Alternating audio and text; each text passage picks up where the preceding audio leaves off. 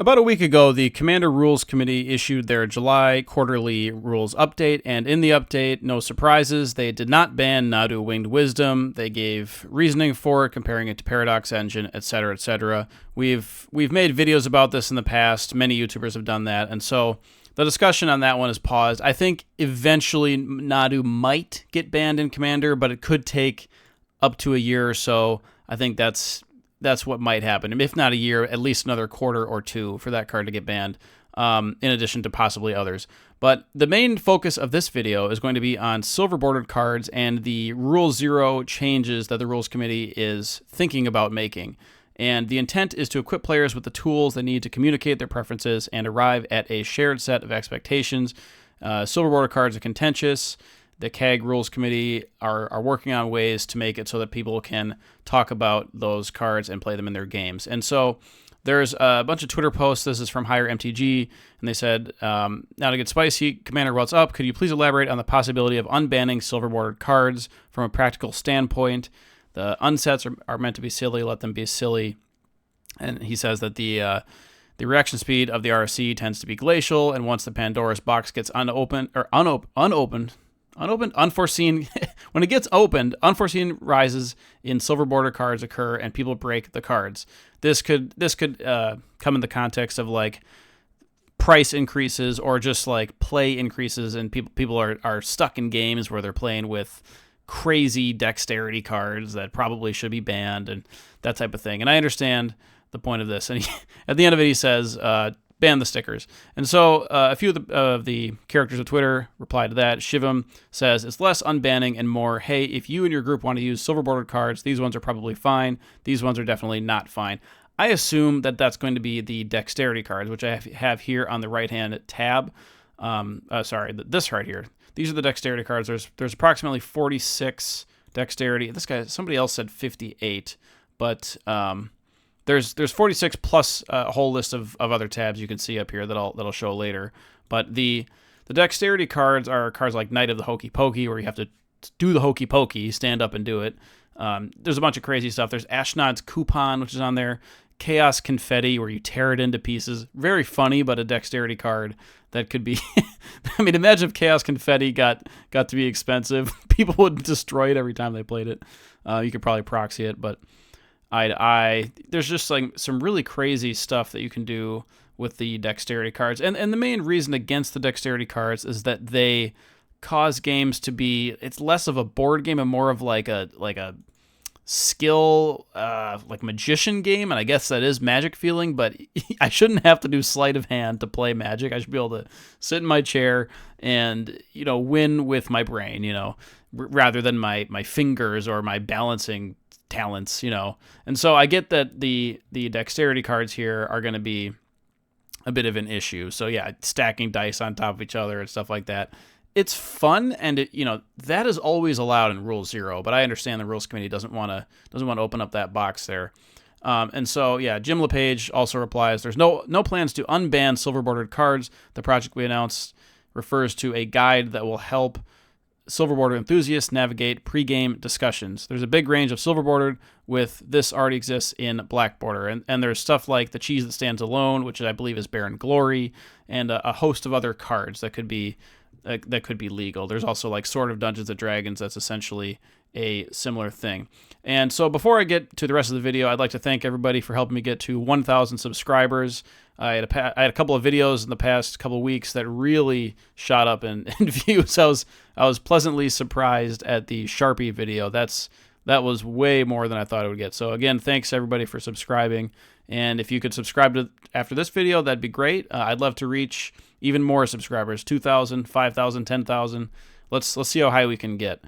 And so, yeah, going back to the Silver Border rules update, there's Reddit threads on here that talk about it. There's a Silver Border project going on, and people want to read about what they say about it. I can link some of these in the description on YouTube here. I'm not going to read through the entire Reddit thread, but there's another Reddit thread that lists all the uncards that could be played in EDH. They post their cube here, as you can see. I might link this in the description as well.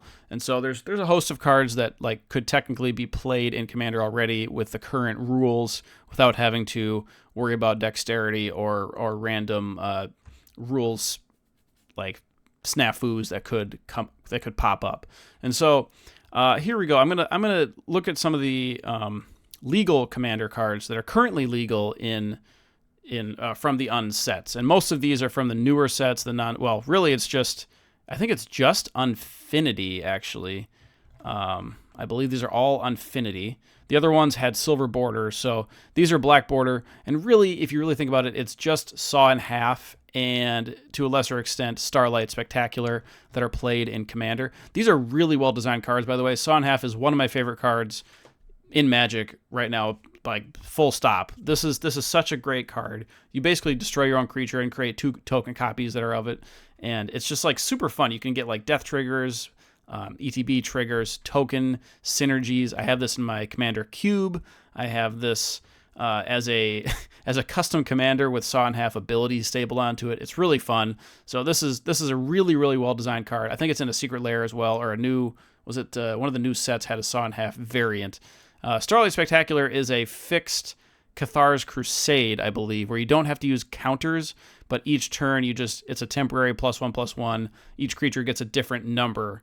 And so this is great for token swarm decks or just like go wide strategies. So there's a few cards that are currently legal that are great. Clown Car is interesting as well. Strength Testing Hammer is good in certain decks. But yeah, it's really just Saw in Half if you think about it.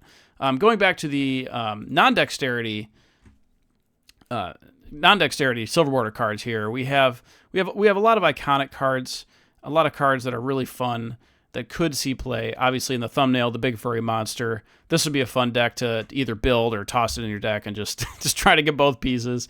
I mean, you could rule 0 and say, okay, both of these are my commander, so my deck is 98 cards. It's like a partner almost. You could do it like that. There's also some cards here, such as Organ Harvest, that I think I'm going to make a separate video on my favorite cards that could be legal right now from the unsets, like maybe a top 10 or top 20 unset cards that if they were legal, they would see a lot of play. I think a card like Organ Harvest would see a ton of play because it's a 1-mana sorcery that says you and your teammates may sacrifice any number of creatures. For each creature sacrificed this way, add 2 to your mana pool. It's a little bit like Culling the Weak, which I can pull up here. Culling the Weak. So sacrifice a creature. Okay, this is an instant. So this is a single activation, Culling the Weak. Now, if you have, again, going back to the Organ Harvest, if you have a lot of creatures, this is another version of Culling the Weak. So a card like this could see some play in Commander. Just some really cool designs here. Strategy just like destroys all lands for 2 mana if you roll a 3. That one might be a little bit crazy. But yeah, there's a couple cards like Astronaut's Coupon. I'm going to bring this one up. I think I mentioned it in my other onset video. Target player gets you target drink. This is technically not a dexterity card, but this would be one of the cards that the rules committee would say, don't play with this one unless your play group like all agrees on it. Because it's like, oh, you have to literally buy me something. So yeah, that's a little bit silly. We're going to scroll through a few more here, and then we'll wrap up the video. So Animate Graveyard is basically just, it mutates your entire graveyard, which is really crazy. It's like, what like, if you thought mutate was bad, imagine an entire graveyard of all your creatures. So you just mill like half your deck, and then just mutate it all. That's kind of what Animate Graveyard is. I don't know if that could work in the rules. Maybe, but it'd be a pain in the ass. Carnival Barker, 30 seconds to a lot of creature control. Apologies for my voice. This one is also like a little bit of a dexterity thing where it's like a qualitative ability. It's not quantity. You can't really, like, what is lauding? It's just like you're basically complimenting the creature to people. And anything that refers to outside the game also is a little bit suspect because a lot of people play with like a single game in their living room or wherever, or even in LGS, and maybe there's only one game at a time. So stuff like this, anything outside the game. This Tug of War sub-game cards I don't like. It's like Shahrazad. There's a Pietro Crafter of Clowns. Tell a joke to somebody outside the game. Again, another outside the game. Flavor Judge, choose target spell or ability target permanent you control, then ask somebody outside the game. Well, of what will happen wait, what will happen makes sense if it makes sense. If they say no, like that's just like so many things could go wrong with that one. I mean, it's silly, it's funny. I mean, if you're at a big event, you can do it. Again, bag check outside the game, focus, funambulist, art sticker, balancing pole, ask somebody outside the game, mobile clone. I believe this one's use a mobile device, take a picture of target creature. This one actually probably could work. You're basically just cloning something. So it's just a little bit silly.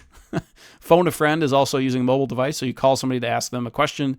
This is technically outside the game as well. This one I had in my cube for a hot minute. I took it out because I decided to take out the SilverBordered cards, the uncards in the cube temporarily. So, but this one's like, these are all kind of fair effects, sort of.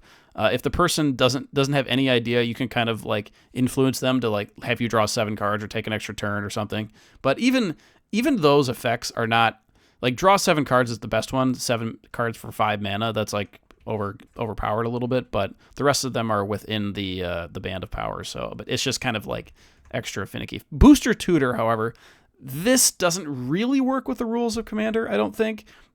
But like, I don't think people would be mad if you played this. Like, I think the rules committee would be okay with quote unquote rule 0.5ing Booster Tutor, because you open a sealed booster pack of Magic, reveal the cards, put one into your hand. There's also another one that you reveal the pack and you like play a bunch of cards from the pack for a whole bunch of mana. Booster Tutor is really fun. Doesn't quite work with the rules. Enter the dungeon, another sub-game card, Black or Lotus, you're tearing it into pieces.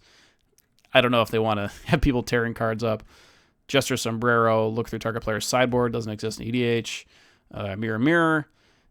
At end of turn, exchange life totals with target player and exchange cards, all cards in play that you control, all cards hand, library, graveyard for the rest of the game. I don't know how much people would like this card. Like, if you thought theft decks were annoying, like Gonti decks, like Mirror is going to be just brutal. So, letter bomb, you have to sign a letter and you signed this card, put it into somebody's library. What if you have a different colored sleeve? Like, this doesn't really work, but it's funny. So like they'll know it's coming, I guess. You can shuffle it. They don't have to look. You're like, oh no, the pink sleeve is about to show up, So, I mean, look at me on the DCI, ban a card other than basic land for the remainder of the match. This card is like not even that great because there's other cards like Drannith Magistrate that essentially do the same thing for 2 mana. So that'd probably be fine. Double take. So anything that refers to next game, like keeping track of that, number one, would be a pain. And then also it's just like, what if there isn't a next game? What if it's the last game of the night? It's just kind of overly silly. I get why they did it. I think this is another next game card. Let's see. Actually, yeah, next game, double cross. A lot of these are that type of deal. Double deal, next game again, double play. I believe that's next game. Time Machine, next own from the game, next game, double dip, next game. And once more with feeling, this is kind of a Sway of the Stars style card. If Sway of the Stars is banned, this card is probably already or would be banned. So that's just kind of the reasoning there. And then again, Ashnod's coupon. So yeah, like this is just kind of my thoughts on a few cards. So the dexterity cards, I would not want to be legal probably. And then these list of cards here in the left-hand tabs, I would also probably not want to be legal officially in the rule 0.5 quote-unquote legality, like the gray area, read between the lines legality that Commander is all about nowadays because there's no actual bans. So, yeah.